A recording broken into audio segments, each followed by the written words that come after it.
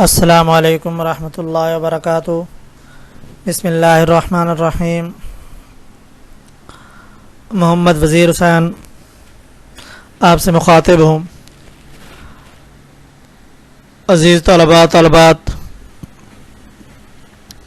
آج ہمارا lecture grammar کے متعلق چھٹا لیکچر ہے، جس میں ہم اسم کی بناوٹ کے لحاظ سے کتنے اقسام ہیں اس پر گفتگو کریں گے۔ سب سے پہلے ایک شعر: کیوں ضیاءکار بنوں سود فراموش رہوں، کیوں ضیاءکار بنوں سود فراموش رہوں، فکر فردا نہ کروں محو غم دوش رہوں۔ عزیز طلباء، اسم کی بناوٹ کے لحاظ سے تین اقسام ہیں: اسم جامد، اسم مصدر اور اسم مشتق۔ لہذا ہم شروع کرتے ہیں ان کی تفصیل۔ اسم کی بناوٹ کے لحاظ سے تین اقسام ہیں: اسم جامد، اسم مصدر اور اسم مشتق۔ اسم جامد کسے کہتے ہیں؟ اسم جامد وہ اسم ہے جو نہ خود کسی سے بنا ہو اور نہ اس سے کوئی دوسرا اسم بنا ہو، یعنی کہ وہ ایسا ہو، جامد ہو کہ نہ وہ خود کسی سے بنا ہو نہ اس سے کوئی اور چیز بن سکتی، یعنی کہ کسی چیز کا نام ہو تو نام ایسا ہوتا ہے جس سے اور اسماء یا افعال وغیرہ نہیں بن سکتے، اسے اسم جامد کہتے ہیں۔ منجمد ہو جانا، یعنی کہ اس سے کوئی اور چیز جو ہے وہ نہ بن سکنا، الا یہ کہ آپ اس سے جو ہے وہ جمع وغیرہ جو ہے اگر بنانا چاہیں تو وہ جمع تو ہے وہ ویسے بن سکتی ہوں، لیکن قاعدے قانون کے مطابق وہ جمع بھی درست عام طور پر نہیں ہوتی۔ اس کی مثال آپ دیکھیں، اینٹ۔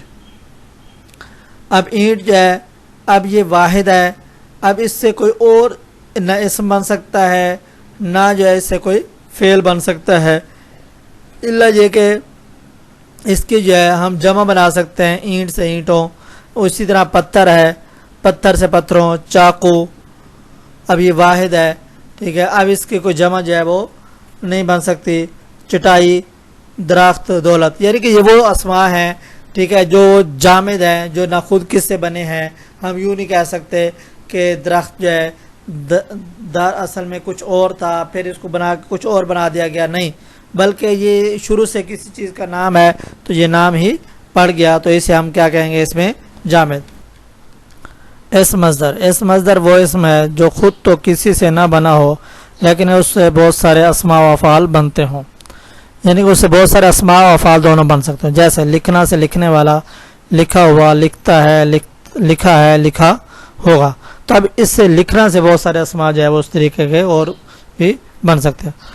اب سوال یہاں پر یہ ہوتا ہے کہ مصدر کی علامت کیا ہے، کہ ہمیں کیسے پتہ چلے گا یہ مصدر ہے؟ تو اس کے ہم آخر میں بتاتے ہیں کہ نون الف نہ آتا ہے، جیسے اٹھنا، رونا، بیٹھنا، جاگنا۔ اب سوال یہاں پر یہ ہوتا ہے کہ بہت سارے الفاظ میں ایسے بھی نظر آتے ہیں جن کے آخر میں نون الف نہ آتا ہے لیکن وہ مصدر نہیں ہوتے، جیسے نانا، کانا، سونا وغیرہ۔ تو اب اس کے اندر جو ہے اس کے جواب ہم یہ دیتے ہیں کہ مصدر کی علامت تو یہی ہے کہ نون الف نہ ہو۔ کچھ الفاظ ایسے نظر آتے ہیں جو اسماء ہوتے ہیں، جیسے نانا، کانا، سونا، یہ اب اسماء ہیں، کسی نہ کسی چیز کے نام ہیں، تو اس لحاظ سے وہ تو نفس کلمہ میں شامل ہے۔ تو دوسری بات اس میں یہ بھی ہے کہ اگر نون الف نہ بھی ہو اور وہ مصدر نہ بن رہا ہو تو پھر ہم بتاتے ہیں کہ اگر نون الف نہ کو ہٹا دیا جائے تو امر کا صیغہ بن جائے تو اس صورت کے اندر جو ہے وہ مصدر ہوگا، اگر وہ امر کا صیغہ نہیں بنتا تو پھر مصدر نہیں ہوگا۔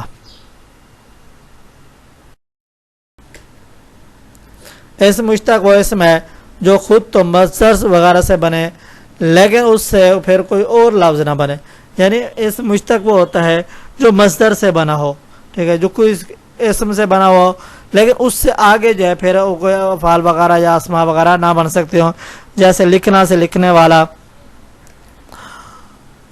لکھا ہوا، لکھتا ہوا، ٹھیک ہے۔ اب یہاں پر جو ہمارے سامنے یہ مثالیں ہیں تو اسم مشتق کی مثالیں۔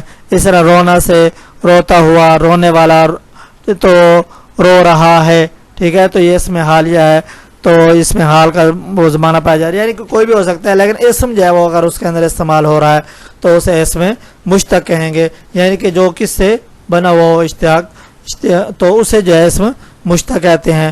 تو امید ہے آپ کو یہ باتیں ہماری سمجھ آئی ہوں گی. اللہ حافظ.